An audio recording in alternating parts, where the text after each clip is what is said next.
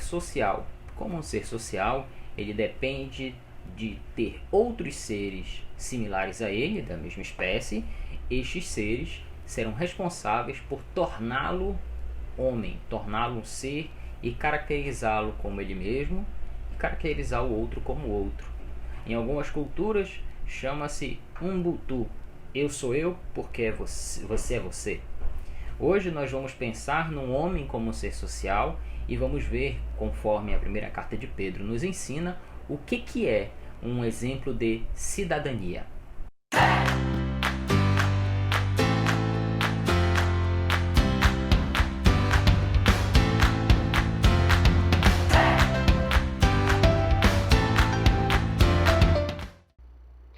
Irmãos, sejam todos bem-vindos, que a graça e a paz de Jesus seja com a vida de cada um de vocês. Nós estamos nessa manhã de domingo, nesse belo domingo, começando o mês de agosto, seguindo nos estudos na primeira carta de Pedro sobre vida exemplar. E hoje nós vamos falar sobre o que é uma vida exemplar em cidadania, ou seja, o que é um exemplo de cidadania. A carta de Pedro ela vai nos dar diversas lições práticas sobre como viver a vida, como ter uma vida exemplar. E é interessante como ela vai falar muito fortemente para os nossos dias. Nós estamos vivendo um momento em que é importantíssimo cada pessoa ter a sua posição como cidadão e ter a sua posição como cidadão respeitado e como exercer a cidadania. Nós vamos para então abrir as nossas Bíblias na primeira carta de Pedro, no capítulo 2, dos versos de 11 a 17. Eu peço que você abra sua Bíblia e acompanhe a leitura comigo. Diz o seguinte: Amados, insisto em que, como estrangeiros e peregrinos no mundo, vocês se abstenham dos desejos carnais que guerreiam contra a alma. Vivam entre os pagãos de maneira exemplar, para que, naquilo em que eles os acusam de praticarem o mal, observe as boas obras que vocês praticam e glorifiquem a Deus no dia da sua intervenção. Por causa do Senhor, sujeitem-se a toda autoridade constituída entre os homens, seja o rei, como autoridade suprema, seja os governantes, como por ele enviados para punir os que praticam o mal e honrar os que praticam o bem. Pois é da vontade de Deus que, praticando o bem, vocês silenciem a ignorância dos insensatos. Vivam como pessoas livres, mas não usem a liberdade como desculpa para fazer o mal. Vivam como servos de Deus. Tratem a todos com o devido respeito.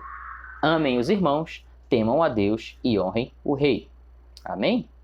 Bom, a gente tem aqui, nesse texto, uma clara visão de Pedro sobre o homem inserido na sociedade. Aristóteles diz que o homem é um ser social porque é um animal que precisa dos outros membros da espécie.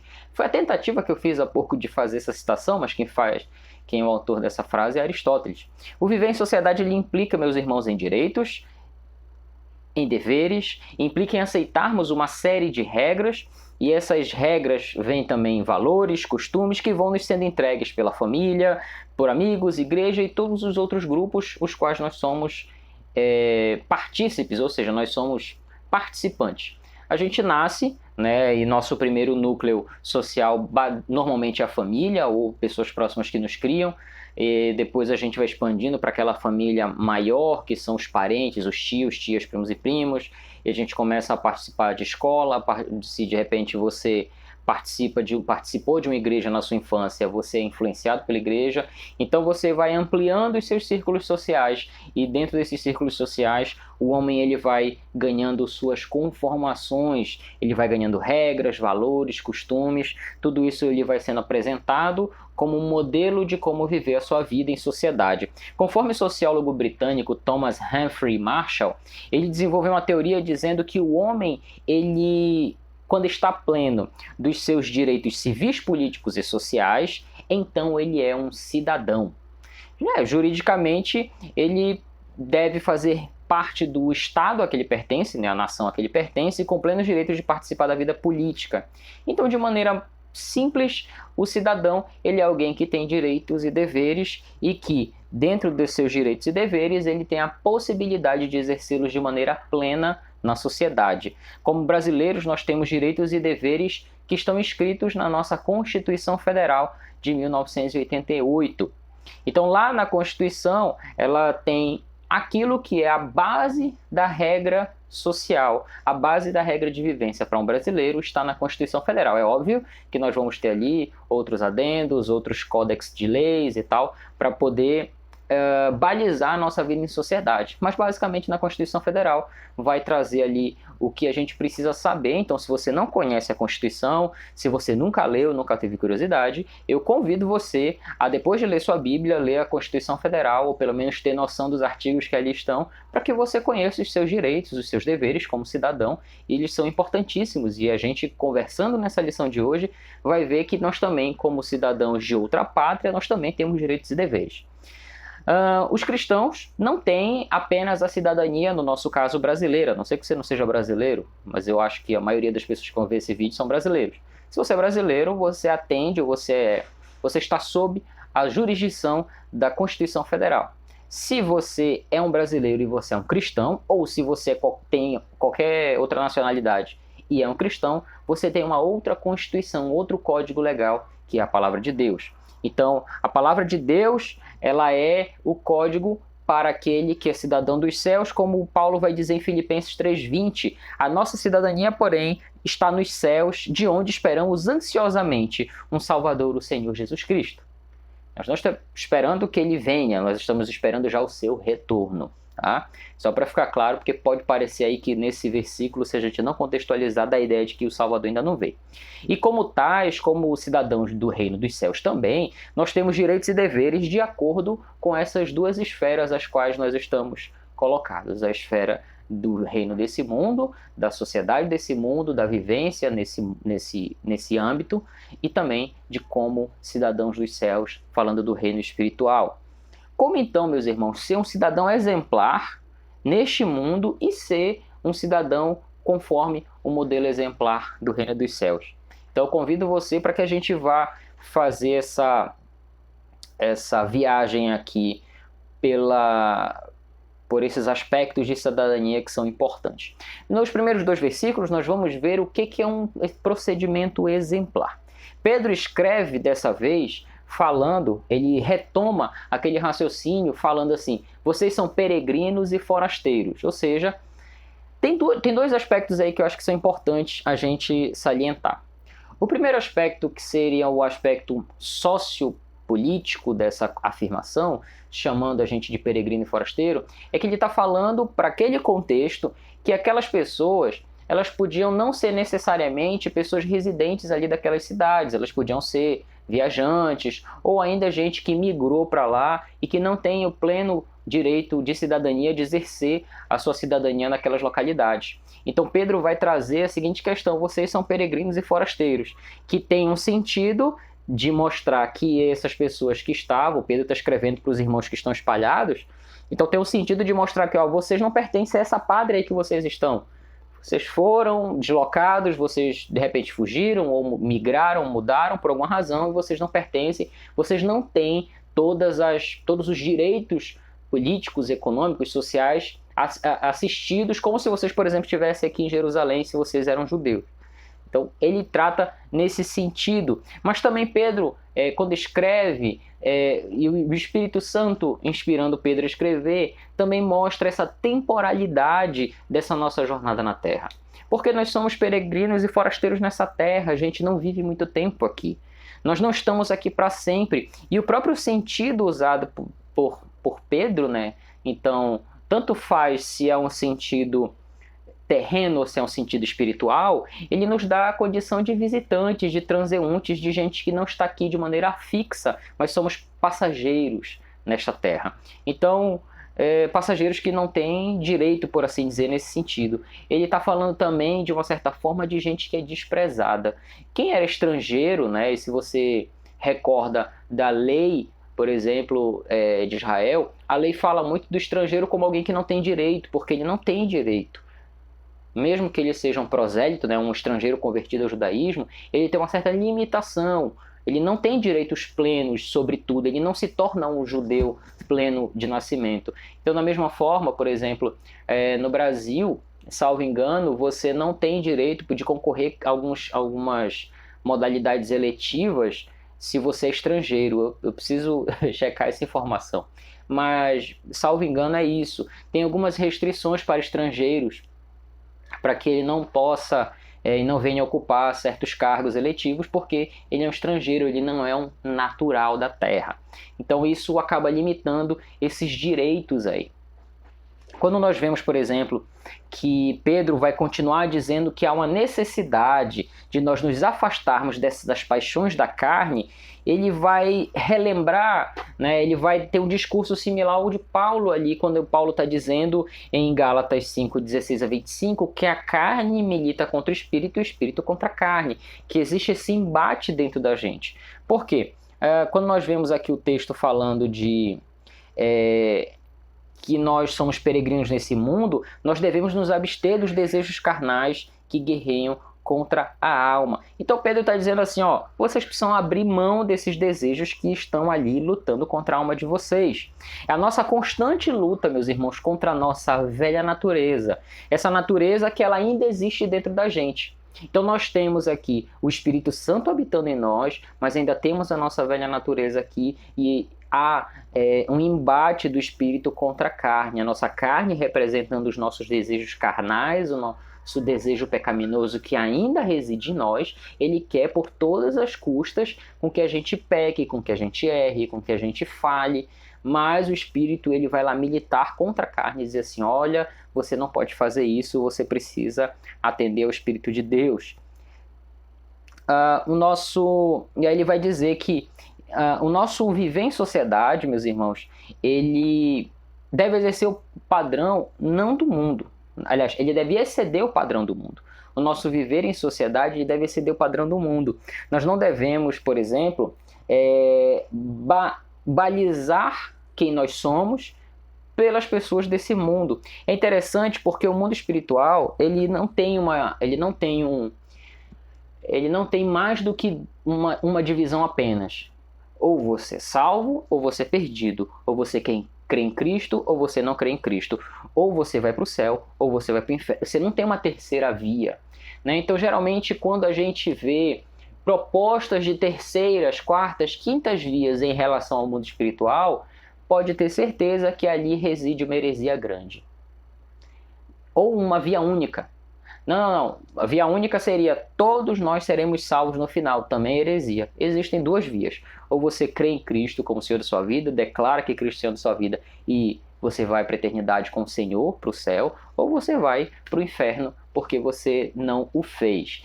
Então, ele cria essa dualidade, esse dualismo, para mostrar que o mundo espiritual ele é dividido assim. Então, pecadores regenerados, pecadores não regenerados, não existe um muro para a gente ficar. Não tem um lugar para você ficar lá em cima do muro. Não há uma terceira categoria, da mesma forma que, por exemplo, não existe um terceiro sexo. Ou você é homem, ou você é mulher. Não existe um homem-mulher, ou um mulher-homem.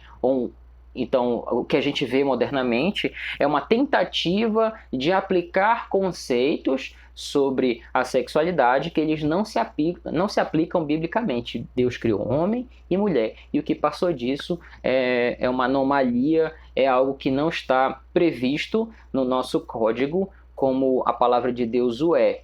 Então a gente vê que tudo isso, né, para confirmar que no mundo espiritual nós não temos essa anomalia. Você não vai ser um salvo mais ou menos, ou você é salvo ou você é perdido. Então Pedro ele deixa claro essa questão, porque o nosso proceder ele vai ser ajustado conforme a palavra de Deus. O prumo da vida da gente, como nós vimos semana passada, a construção da casa, ela precisa ser aprumada pela pedra de esquina. Então a vida da gente ela vai ser aprumada conforme a palavra de Deus, conforme Cristo. Então é isso que vai fazer com que nós sejamos diferentes dos demais. Não porque nós somos mais bonitos, porque nós somos mais legais do que eles, ou mais ricos, ou mais pobres, ou qualquer coisa que o valha. Mas porque o nosso padrão ele é excelente e ele excederá o padrão do mundo. Quando nós vemos aqui no verso 12 principalmente, ele afirmando, vivam entre os pagãos de maneira exemplar. É por isso que essa série se chama Vida Exemplar, porque nós devemos viver no meio das pessoas, e aqui pagãos são as pessoas que não são cristãs, nós devemos viver de maneira exemplar, e essa maneira exemplar, ela tem um negócio interessante. Se essas pessoas tentarem nos acusar de alguma coisa, elas vão quebrar cara. O jeito de ser pode não ser necessariamente igualzinho o meu e o seu. O jeito que eu falo é diferente do seu. Por exemplo, eu saúdo os irmãos com a graça e a paz do Senhor Jesus aqui, pelo vídeo, porque eu entendo que existe, ou na igreja, quando eu vou pregar, porque eu entendo que quando nós estamos em comunidade, nós precisamos exercer algumas coisas da nossa tradição que elas são bonitas, que elas são importantes e que elas são de coração. Agora, no convívio, até chamar de irmão, para mim é um pouco mais difícil. Quando eu vou falar com alguém, eu chamo de irmão ou de irmã, geralmente um senhor, uma senhora, por causa do respeito. Mas se a pessoa tem a minha idade ou é um pouco mais nova, eu chamo de irmão, porque parece assim, eu não tenho essa tradição. Então nós temos jeitos diferentes para lidar com isso, né? Mas nós sermos diferentes não invalida o fato de que nós devemos, como unidade, prevalecer porque nós somos corpo de Cristo. A nossa unidade como irmãos, independente do nosso jeito de falar, do nosso jeito de se portar, nós temos um padrão bíblico para seguir. Isso, como é que isso vai se dar no dia a dia, pode ser diferente para um caso e outro. Tem um pessoal que gosta do cabelinho para cima, eu gosto do cabelo mais assim, normal, né? Então, tem gente que é careca, tem gente que não é, tem gente que usa camisa de manga longa, tem gente que não usa. Então, essas diferenças, elas não são diferenças tão relevantes. O que vai ser relevante? É o comportamento que nós temos enquanto cristãos, é o jeito que nós vamos tomar decisões e como nós vamos lidar com as questões da vida. Isso sim vai fazer diferença. Então, enquanto corpo de Cristo, nós vamos agir de acordo com o alto padrão que a palavra de Deus nos demanda. E isso, quando tentarem falar mal da gente, vão quebrar a cara e não vão conseguir, porque o nosso padrão ele deve ser mais elevado do que o padrão com que esse mundo aí está acostumado. E isso redundará na glória de Deus. Então Deus será glorificado pelo jeito que eu e você agimos como igreja, como corpo de Cristo.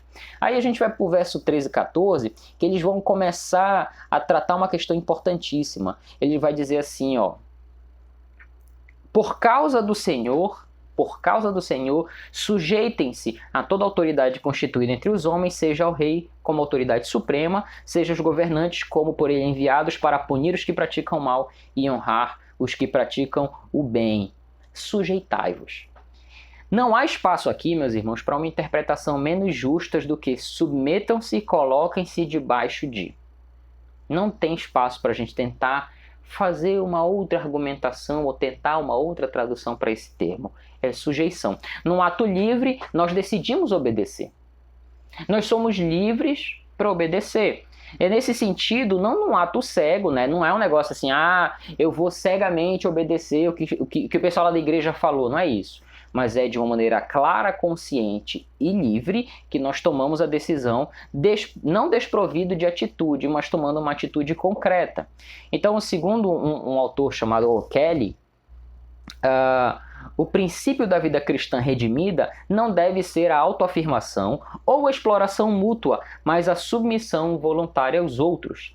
Então a gente está vendo aqui, ó, submetam-se, tornem-se menores, admitam que ele está numa posição superior à de vocês. Está falando aqui de maneira muito clara dos governantes. Aqui a representatividade do rei, né, ela é uma representatividade política. Mas aqui estamos concordando que há uma instituição pública provida de poder e que exerce influência sobre o povo. Biblicamente, as instituições sociais, meus irmãos, elas não são, elas são parte do plano original de Deus, do que ele, lá na criação, Deus já tinha desenvolvido um plano de redenção para a humanidade e essas instituições sociais elas já faziam parte, né, do plano de Deus. Não é apenas uma consequência do pecado. Não existe o Estado porque o Estado foi uma consequência do pecado. Antes da queda, por exemplo, nós tínhamos ali algumas instituições sociais muito claramente definidas. Nós tínhamos, por exemplo, governo. O homem ele era responsável como governante da natureza, ao passo de que aquilo era o seu trabalho, um outro ente social, o trabalho, né, um item que denota dentro da sociedade um compromisso social, que é o trabalho. Nós tínhamos também o casamento, né? O casamento entre Adão e Eva, o contrato social, o qual nós que usamos a aliancinha do lado esquerdo da mão, aqui nós estamos vinculados, nós somos vinculados a uma outra pessoa mediante uma instituição social. Então Deus já tinha definido, né? Já tinha instituído algumas organizações sociais, algumas instituições sociais para que nós fizéssemos parte.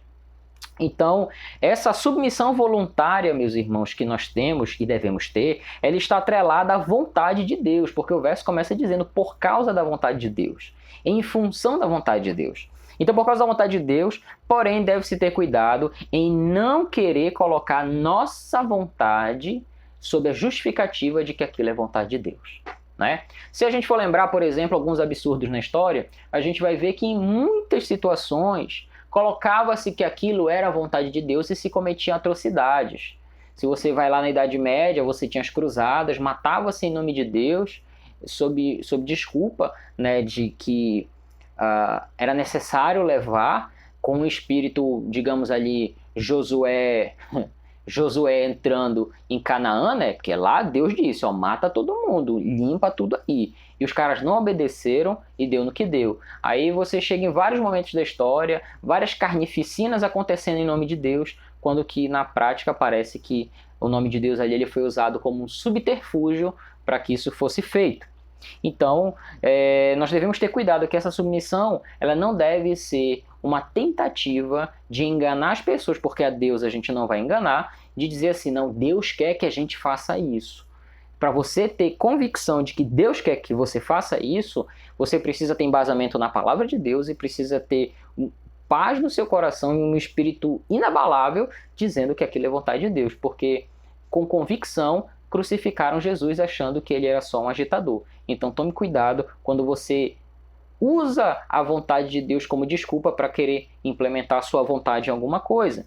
O mau uso da política e da identificação política, e é isso que Pedro está trazendo, ele está trazendo que existe uma necessidade de nós atendermos ao rei como figura política, como instituição social, o Estado, o governo. O mau uso da política e da identificação política, especialmente hoje no nosso contexto, tem sido assustador. Diversos líderes cristãos têm defendido ferrenhamente políticos que sequer são cristãos. Sob um viés ideológico, mostram o quanto nós estamos longe da verdadeira submissão, que é a submissão a Cristo. O Senhor perfeito e absoluto do cristão é Jesus o Cristo. Nós temos visto, por exemplo, ao longo dos últimos anos no Brasil, que o espectro na política ele mudou, né? O governo ele mudou, ele saiu de um espectro para outro, mas o nível de defesa daqueles que estão no poder continua o mesmo, só mudaram os personagens. Mas parece assim que a submissão voluntária a Cristo, ela é deixada de lado para que se submeta voluntariamente à escravidão de um líder qualquer, que não seja um líder que venha, que seja um líder, eu ia dizer instituído por Deus, mas na prática eles também são.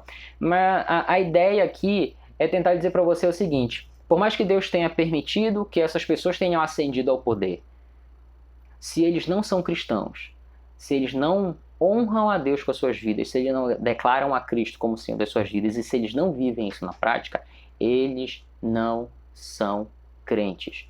O cara pode dizer o que ele quiser, mas sabe onde ele vai? Quando ele morrer, se não se arrepender dos seus pecados e não crer em Cristo, ele vai para o inferno. Ou seja, nós vemos aí, em um certo momento, muitos líderes, inclusive cristãos, defendendo com unhas e dentes político A, político B, político C, e quando que, no fim das contas, nós devemos levantar o estandarte do Evangelho. Nós devemos nos preocupar com o Evangelho. É óbvio que, como cidadãos, nós nos submeteremos às leis, às autoridades. Os cristãos que Deus tem levantado para atender o anseio político, estes devem estar envolvidos sim na política, eles devem ser relevantes sim na política, esses devem fazer a diferença onde estão. Mas, meus irmãos, vamos fazer uma conta de padeiro aqui. Vamos fazer a conta de padeiro nós aqui. 42 milhões de evangélicos no Brasil, segundo o último censo do IBGE que eu tenho notícia, eu acho que era de 2010, então tem mais ou menos 10 anos. Digamos aí que a gente tenha crescido e temos chegado aí nos 45 milhões, né? Tem uns movimentos aí louco e tal, então digamos aí que chegamos aos 45 milhões de evangélicos. O Brasil melhorou? A corrupção acabou? Porque se disser para mim que a corrupção acabou, então aí vamos para a rua, né? Vem para a rua, vamos comemorar que a corrupção acabou. Não, a corrupção não acabou. Nós temos agora uma bancada evangélica na Câmara de Deputados, nós temos frente evangélica em vários lugares do Brasil, mas ao que parece, a nossa frente evangélica ela não é tão relevante quanto o texto de Pedro aqui diz que nós devemos ser. Então a questão não é a nossa representatividade ou não, ela é importante sim, mas talvez ela não esteja sendo feita de maneira efetiva. Os nossos líderes, eles devem ensinar a palavra de Deus, eles devem ensinar as suas ovelhas, os seus seguidores, já que os grandes líderes no Brasil estão na internet hoje, então eles são influenciadores digitais por tabela, e influenciadores morais, teológicos e bíblicos. Então a gente tem que aprender que nós não devemos simplesmente defender o que quer que seja, quem quer que seja, de maneira cega. Gente, quem é militante está indo no espectro oposto do Evangelho de Cristo. Você que é militante de qualquer coisa, você está indo para o espectro oposto do Evangelho de Cristo. Se você é um militante do Evangelho, você está buscando crescer. Se você está buscando no Evangelho cada dia mais compreender mais aquilo que Deus quer da sua vida. Se você está buscando no Evangelho subsídio para a vida, para você responder às questões sociais, às questões econômicas, às questões familiares. Se você é essa pessoa, então você está buscando a Cristo e crescendo com Cristo, e você vai sim, onde estiver, ser relevante na sociedade. Naquilo que você atuar, Deus vai falar através da sua vida, o Espírito de Deus vai atuar através de você e você vai ser reconhecido ou reconhecida como um cristão relevante na sociedade, no âmbito político, econômico, enfim, qualquer que seja. Agora, se você pega e está preocupado com um grupo político, com um partido, com qualquer coisa desse tipo, a mais do que com o Evangelho de Cristo, então eu sinto lhe informar, mas você está caminhando para um outro lado que está afastando você do Evangelho de Cristo. Nós vimos aí muitos pastores importantes, muitos líderes importantes do meio cristão, parece que de uma certa forma se afastando do Evangelho de Cristo porque estavam mais preocupados em bater boca na internet, em enfrentar certas circunstâncias, em defender certas causas que não a causa do Evangelho. E essa é uma preocupação que nós devemos ter segundo o texto. O Senhor perfeito e absoluto do cristão é Cristo, não é A, não é B, não é C, não é partido do meio, partido de um lado, partido do outro. Não é se o cara é conservador, liberal, democrata, progressista. Se você tem algum lado nessa história, se você quer escolher algum lado, e o pastor tem pregado sobre isso na exposição em 1 Coríntios, lá ele está falando do âmbito dentro da igreja, e agora exportando isso para uma realidade mais ampla, se você quer ter um lado, tenha um lado de Cristo. Busque militar ao lado de Cristo. As autoridades desse mundo, meus irmãos, elas são relativas e são transitórias, mas Cristo é eterno e absoluto. Então a gente vai ver no verso 15 que há um aspecto aqui sobre a vontade de Deus, pois é da vontade de Deus que, praticando o bem, vocês silenciem a ignorância dos insensatos. A vontade de Deus ela vai ser reconhecida apenas se você tiver a mente renovada. Quando a gente vê lá em Romanos 12:2, que a boa, perfeita e agradável vontade de Deus, ela tem um pressuposto básico que você tem uma mente renovada. É uma mente renovada pelo Espírito que está apta a compreender a vontade de Deus. Então você não vai ouvir o ruído, você vai entender o que Deus quer de você. Você tomará a decisão para cumprir a vontade de Deus. Agora, se você não tem uma mente renovada, como é que você vai entender os sinais que Deus vai passar para você? Pedro vai trazer aqui que a vontade de Deus aponta para a prática do bem. O que é o bem? Em resumo, trata-se de fazer com que aquilo que você faz, ele vá redundar numa demonstração concreta de amor. Então, o que é a prática do bem? É eu ter a preocupação de que aquilo que eu faço, ela vá se concretizar numa demonstração de amor por outra pessoa, de querer o bem. Então, o bem ele vai ter uma série de definições que são umas mais filosóficas, outras mais teosóficas, outras vão ter diversas definições. Mas o bem é praticar o amor. Praticar o bem é exercer o amor. se eu puder sintetizar o que é a prática, o exercício do bem, é fazer o amor. Então a prática do bem, então, está sob nossa decisão, caso a caso, compreender o que isso significa e como nós vamos poder demonstrar esse amor. Então o cristão que ele tem a mente renovada, né, considerando o texto de Romanos 12:2, que Paulo escreveu, então Pedro também tem uma ideia muito similar nesse sentido, né? Parece que a conexão a relação nesses textos, nessas ideias, na verdade, de que a prática do bem ela está na mão do cristão fazer a qualquer momento. Então eu e você, quando nós saímos de casa, né? Por exemplo, vamos considerar aí que o uso da máscara, por exemplo, ele é ruim. Se alguém disser para você, ou se alguém disser para mim que usar máscara é legal, você me desculpa, mas você está me enrolando. Eu vou ter muita dificuldade de acreditar nisso. Mas, segundo aí, né, algumas pesquisas, não sei também, né, que esse negócio de pesquisa agora a gente nunca sabe se é bom, se é ruim, etc. Mas, enfim, no Brasil virou lei. Então, o fato é o seguinte, todo mundo que sai de casa precisa usar máscara, né? É obrigatório. Já virou um hábito, é difícil, eu não saio mais de casa sem máscara hoje, embora não goste. Eu entendo que usar a máscara hoje, mais do que uma questão legal, é uma questão de exercer o bem pelo outro. É a mesma coisa higienizar as mãos. Eu entendo, a mão está toda despelando aqui de álcool gel, né? Mas assim, eu entendo que eu higienizar as mãos, tomar um cuidado, quando chegar na casa de alguém, não ficar pegando, não ficar fazendo esse tipo de coisa, obedecer tudo aquilo que a gente está sendo orientado a fazer, eu entendo que isso é a prática do bem. É uma maneira prática de eu exercer o bem pensando no outro. Eu não estou pensando só no meu contágio, eu estou pensando no outro. Então a gente tem que pensar no outro à medida que é possível eu praticar o bem sem prejudicar o outro. Esse exercício do amor é que vai redundar na prática do bem. Então a prática do bem, meus irmãos, ela cala os críticos. Quando você faz o bem, ninguém tem nada para falar sobre você. Mas quando você faz o mal, aí se prepare para a mágica acontecer. Quando você faz o mal, cai todo mundo em cima. Vai todo mundo. É aquela história, né? Você acertou 99% das vezes. Se errar uma, já era. Aquele 1% vai fazer tudo ruir na vida. Então, quando você faz o bem, ninguém vai ter nada para falar de você. Exercite o bem. Pedro nos chama como cidadãos a exercitar o bem. A nós vermos, às vezes, ali, aquela pessoa no sinal, que você sabe que aquilo ali é necessidade, que você tem a percepção que aquela pessoa ali não está ali para usar droga e tal. Pratique o bem, mas se a pessoa está ali para usar droga, não dê dinheiro, arrume uma outra forma dentro das suas possibilidades de ajudar. Contribua. Não é só você dar dinheiro, é você dar um pouco do seu tempo, é exercer o amor com o outro. Nisso as relações vão sendo construídas. Nisso nós vamos exercitando amor. Nisso nós nos tornamos socialmente relevantes. Nisso nós estamos levando o amor de Cristo para a vida das pessoas. E aí Pedro, no verso 16, vai falar com a gente sobre liberdade. E a liberdade ela é um item muito caro nos nossos dias. Nós estamos vivendo um tempo, meus irmãos, que é uma questão polêmica, né? Mas há um movimento de regulação sobre a internet.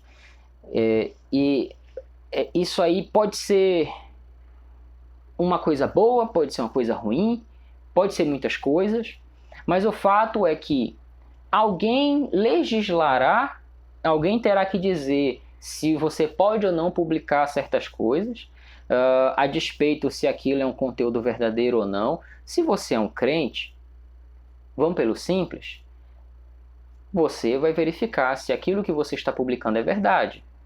No mínimo, você é um ser ético e você tem a ética de Cristo na sua vida. Então você vai se preocupar de saber se aquilo que você está publicando é verdade. Ou ainda, se você vai deixar claro que o que você está publicando, já que a gente não consegue conversar muito, né? A gente conversa muito pelas redes sociais, se aquilo que você está publicando é uma opinião, olha, eu acho isso. Eu penso isso sobre tal assunto. Não é uma notícia, eu não tenho fontes, eu penso sobre esse assunto.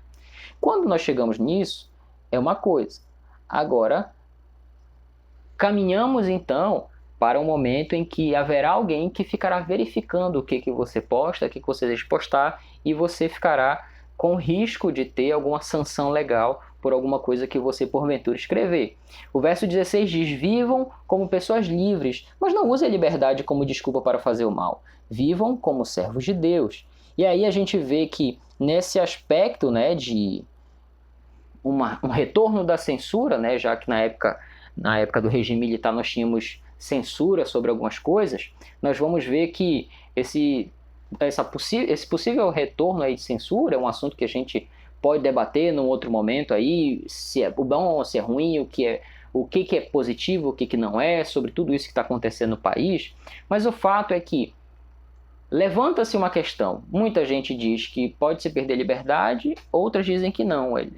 Nós, como cristãos, devemos estar preocupados com aquilo que nós fazemos, tá? Aquilo que nós praticamos, o exercício daquilo que Deus em nós, através do Espírito Santo, nos leva a fazer. E se nós estamos fazendo coisas que não são agradáveis a Deus, então isso de fato deve ser uma preocupação da gente. Mas como eu disse anteriormente, se estivermos praticando bem, qual é o risco que nós teremos em qualquer circunstância, né? Agora, claro, nosso país hoje é um país que tem liberdade, a gente tem liberdade de crença, de profissão de fé, mas nós devemos tomar cuidado que a caminhada da história é a de que em algum momento isso nos será privado.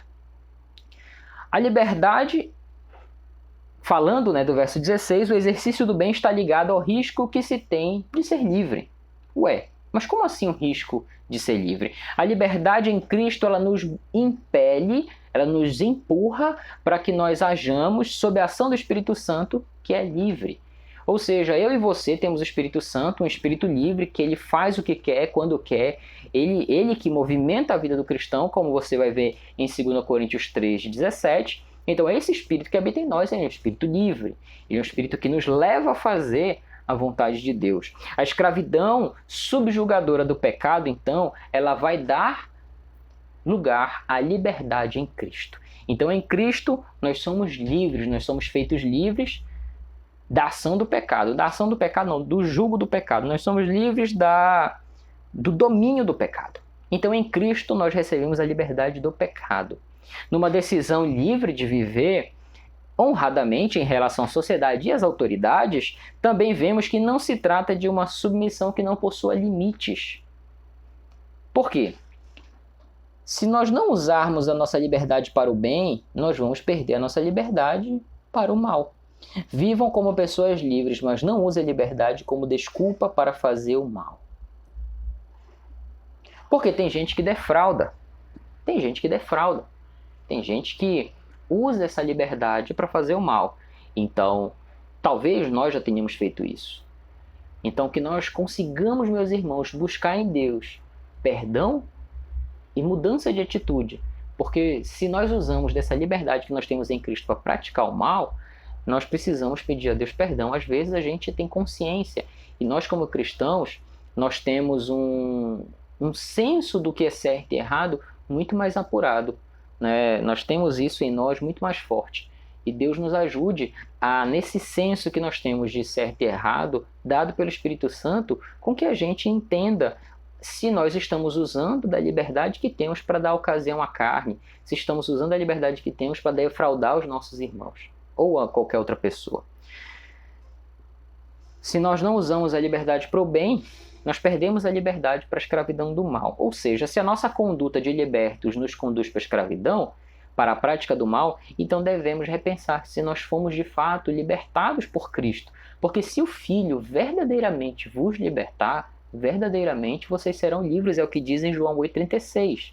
A liberdade do cristão, meus irmãos, ela se realiza como nós vemos lá em Gálatas 5, de 1 a 15, no nobre ato de servir e de efetuar o bem.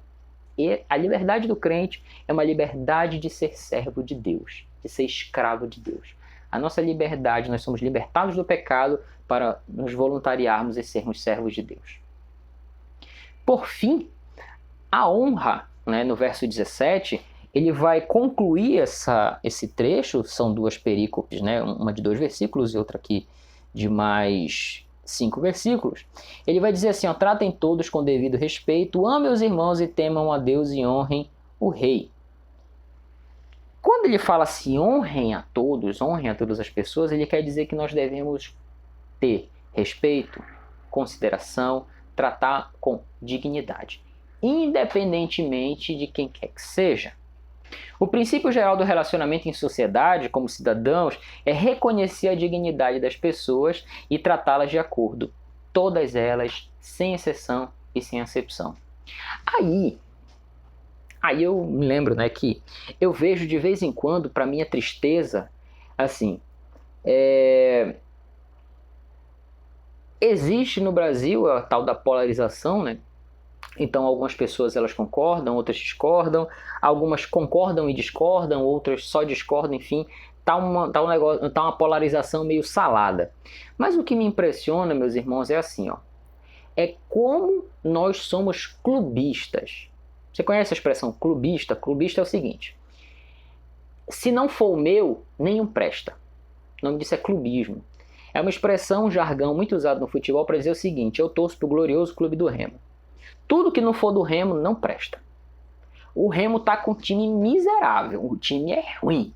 O time é só derrota. É um timezinho ali que o meio de campo fraco, uma zaga ruim, mais ou menos, mas tá lá torcendo, porque eu amo meu clube, eu torço pelo meu clube e eu sou clubista mesmo. E se for para defender meu clube, eu defendo até a morte. Porque é ele que presta, o resto nenhum presta. Se falar aqueles outros times ali do outro lado da Mirante Barroso, então é heresia. O nome disso é clubismo. Então, quando eu trato o clubismo, a gente está levando o clubismo para outras esferas, para a esfera política, por exemplo. Se você, por exemplo, for um crítico do governo, você é de uma ala. Se você não criticar o governo, você é de outra ala. Se você não se identifica com nenhuma ala nem outra e você eventualmente faz críticas para o governo, então você fica num limbo, porque nenhum dos dois lados gosta de você. Aí se você não fala nada, você é o isentão. Entenderam como a gente é clubista com esse negócio? Se não for o meu, não presta? No fim das contas, se nós não tomarmos cuidado com isso, nós vamos impetrar um pecado muito grande que vai dizer aqui no verso 17. Nós vamos desonrar as pessoas. Nós vamos tratar as pessoas com indignidade. Ah, mas o cara fez isso, o cara pegou lá o remédio, mostrou para Ema. O cidadão lá mostrou o remédio, a caixinha lá do remédio. Ah, porque o fulano falou que era para isso ter acontecido, porque para mostrar que não sei o quê. E aí vai ter uma série defendendo, uma série contra, e aí quem é contra é isso, quem defende aquilo, e a gente entra ali num negócio, meus irmãos, que olha, tá dureza. Você não pode discordar, mas também não pode concordar, porque se você concorda, você é do lado de lá, se você discorda, você é do outro lado. Nós precisamos, meus irmãos, ser mais crentes. E a palavra de Deus diz que nós devemos tratar com honra as pessoas. Lá em Mateus, Jesus ele é muito duro, ele diz assim: aquele que diz tolo para o seu irmão é réu de condenação. Então toma cuidado com aquilo que você vai escrever, que você vai dizer, o que você vai pensar sobre as pessoas. Ore. Trate com dignidade as pessoas. Ainda que a pessoa, aparentemente, no seu julgamento, ela não seja digna. Mas você não vai tratá-la com dignidade porque ela é merecedora ou não, mas porque você, como cristão, tem a obrigação de tratar a pessoa com dignidade.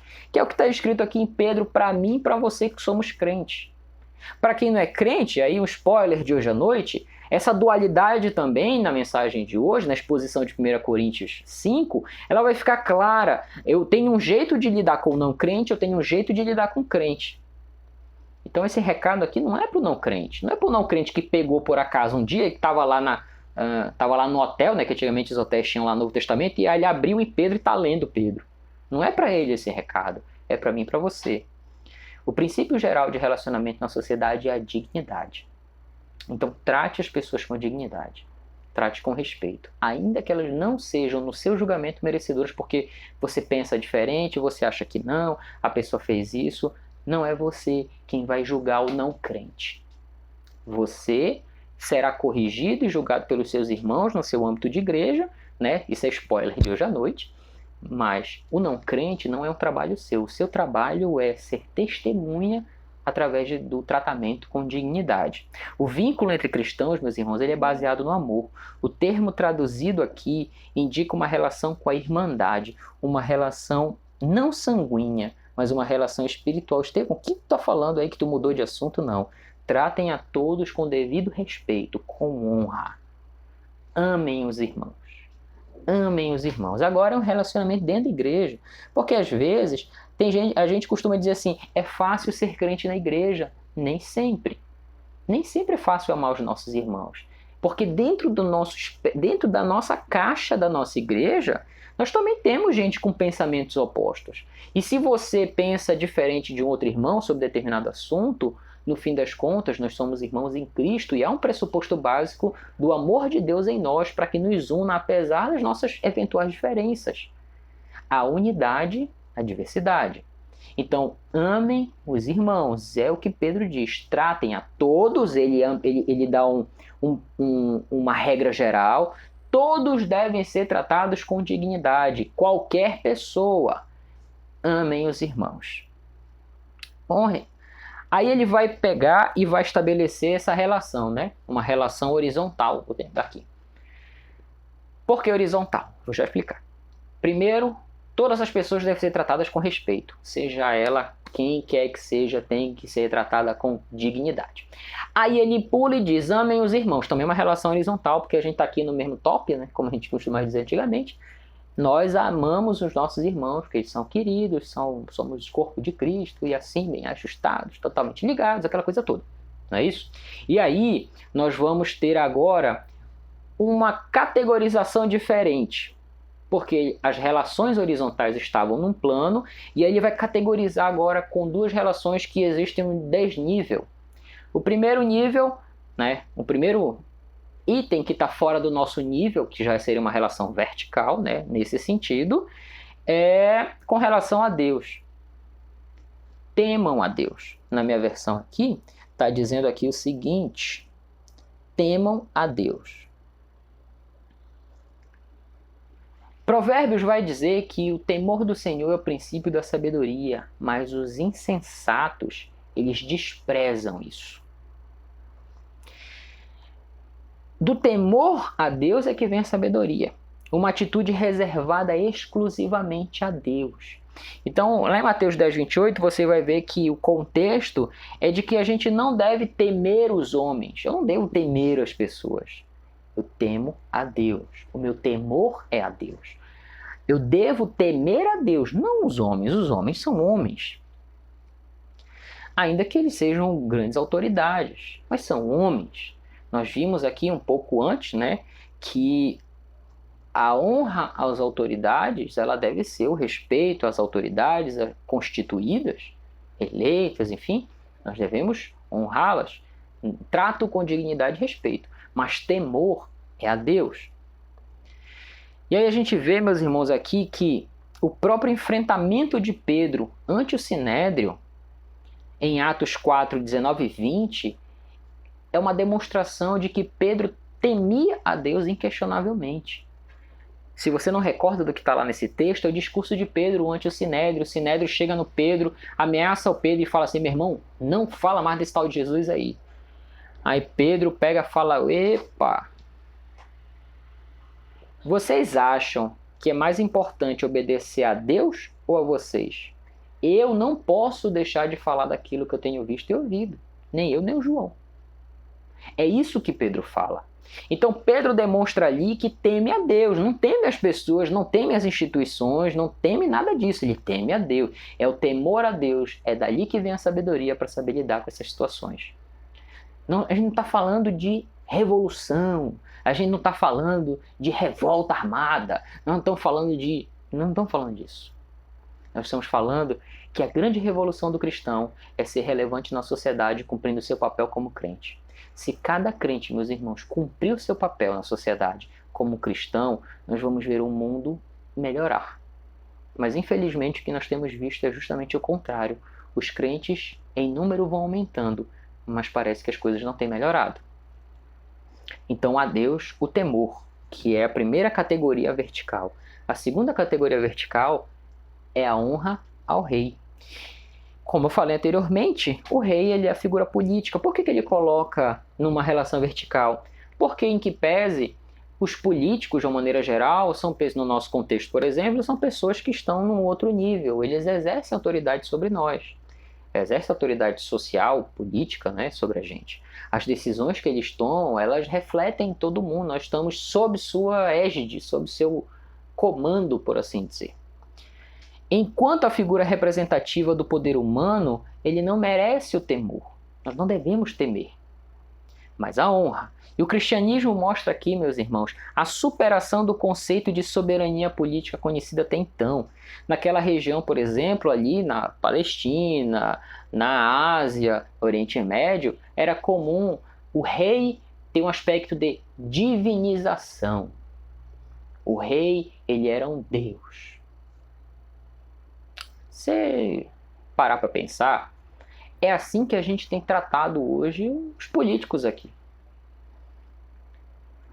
Porque o grupo que defende o político, tanto faz, qualquer que seja, vou sem medo de errar, qualquer que seja o grupo, ele defende assim, ó. O fulano até errou, mas até quando ele está errado, ele está certo. Porque a gente começou a idolatrar essas pessoas. Nós começamos a criar novos bezerros de ouro, novos ídolos. Nós temos novos ídolos agora. Nós temos ídolos ali ocupando as cadeiras do Congresso, do Senado, do Planalto. Ídolos. Nós temos ídolos que não ocupam essas cadeiras, que estão fora do cenário político, mas são grandes influências. Ídolos. Ídolos. Com muita tristeza, meus irmãos, eu compartilho isso com vocês. Nós nos tornamos idólatras. Israel, por muitas vezes, por muitas oportunidades, passou por isso. Abandonou a Deus para correr atrás de ídolos. Esse conceito de soberania política no cristianismo ele é desfeito. Naquela região os reis eram deuses ou quase isso. No cristianismo esse mito é desfeito. Não se trata de anarquia, de revolução, de sacralização do poder humano. É apenas tratar o rei como alguém normal, nem mais, nem menos. Uma relação vertical por entender sua posição de primazia em relação a nós quando falamos de um contexto social. Mas no cristianismo, o rei, por mais respeito e honra que ele deva receber, que nós devemos dispensar a ele não deve ser tratado como um Deus. Ele não deve ser tratado como infalível, como incorruptível. Ele não é nada disso. Ele é homem como eu e com você, sujeito às mesmas paixões, sujeito ao pecado. E se não se converteu ainda a Cristo, ele é um pecador miserável que vai para o inferno. Então tudo isso, meus irmãos, para que a gente reflita nessa manhã sobre como é que tem sido o nosso posicionamento enquanto cidadãos, se nós estamos defendendo causas concretas com base no Evangelho, se nós estamos caminhando como cidadãos, cumprindo nosso papel, não devendo em nada justiça, buscando ser justos nas nossas relações, se nós como cristãos temos testemunhado do amor de Cristo, exercido esse amor na prática, se as nossas relações não são defraudadas, se nós temos tratado os aspectos políticos, sociais, da maneira como eles devem ser tratados. Estevão, qual é a maneira? Tem um modelo? A Bíblia ela vai responder. É a sua relação com a Bíblia, antes de qualquer outra relação que você tenha, é a sua relação com a Bíblia que vai nortear como você vai agir, o que você vai adequar, a quem você vai se associar, com quem que você vai se misturar. Você, como cristão, primeiro precisa achar na Bíblia o prumo da vida. Você precisa achar na Bíblia como ser primeiro um cidadão do reino dos céus. E eu não tenho dúvida que como cidadão do reino dos céus, que cumpre a palavra de Deus, você não vai dever em absolutamente nada o que se pressupõe, o que se solicita de um cidadão brasileiro, americano, africano, enfim, qualquer lugar. Nós, como cidadãos dos céus, a nossa justiça excederá a dos homens. Aquilo que nós fizermos na prática e no exercício do bem excederá o padrão que a gente vê nesse mundo. E se nós estamos com um padrão mais excelente que o desse mundo, sem dúvida, não há motivo nenhum para aqueles que tentam falar mal de nós conseguirem êxito. E nós, assim, com tudo isso, nós honraremos ao nosso Deus para a glória do nome dele, onde quer que nós caminhemos. Amém? Para a gente seguir agora para a parte final, hoje à noite nós teremos, meus irmãos, às 18h30, nosso culto, a nossa celebração. Continuaremos hoje na exposição da primeira carta aos Coríntios, hoje no capítulo 5, a partir do verso 9. Verso 9. Então nós continuaremos hoje. Eu espero que os irmãos estejam conosco, né? Convida todo mundo aí, bota todo mundo na sala, para nós louvarmos ao Senhor juntos, adorarmos ao Senhor juntos, através da música, através da exposição da Palavra de Deus. E, como Igreja de Cristo, nos prepararmos, se Deus quiser, em breve, para retornarmos ali para a nossa igreja, para o nosso convívio. Tem tido a flexibilização e a igreja está cada dia mais próxima lá de nós retornarmos. Assim que a diretoria bater martelo, nós estaremos juntos, claro, observadas todas as nuances necessárias para esse retorno, para que nós estejamos juntos já como Igreja do Senhor, fisicamente reunidos, tá certo? Nós, quando vamos ali na nossa igreja, né, a gente vê a igreja vazia, dá logo um aperto, uma vontade de falar, não, gente, bora, mas obviamente nós não podemos responsavelmente, né, nós não podemos fazer isso, nós não podemos ser irresponsáveis. Então a nossa liderança tem sido muito responsável, muito preocupada com os irmãos para que isso aconteça da maneira mais tranquila possível, sem oferecer risco para os irmãos, tá bom? Então, não esquece de você continuar seguindo a gente nas redes sociais. Quando nós retornarmos para os nossos cultos, nós teremos as nossas transmissões ao vivo. Então você que de repente não mora aqui em Belém, ou que você é da nossa igreja, mas que não poderá nesse momento voltar para as reuniões presenciais, você vai poder continuar acompanhando dessa vez o culto já com mais gente junto, né, lá na nossa igreja. Então provavelmente nós vamos ter esse retorno em breve, tá bom? Pai querido, te agradecemos por essa lição, que ela nos ajuda sobre como ser exemplo de cidadania. Que nós, Senhor, não corramos atrás de novos bezerros de ouro, mas que nós busquemos ser semelhantes a Cristo. Que tu dês da tua graça, Senhor, derrame teu Espírito sobre nós, nos dê sabedoria, para que nós possamos temer ao Senhor, tratar as pessoas com dignidade, honrá-las, e que, ó Deus, em nada nós sejamos achados defraudadores, mas que nós possamos, Senhor, de maneira correta, fazer a tua vontade e demonstrar o teu amor sobre a vida das pessoas. Nós agradecemos a ti por esse domingo, que o Senhor abençoe a cada um de nós, abençoe a cada um dos meus irmãos que está podendo assistir essa lição nessa manhã, e que, ó Deus, abençoe a eles, suas famílias, os fazendo prosperar em nome de Jesus. Obrigado por tudo, nós oramos a ti, Senhor, no santo nome de Jesus. Amém.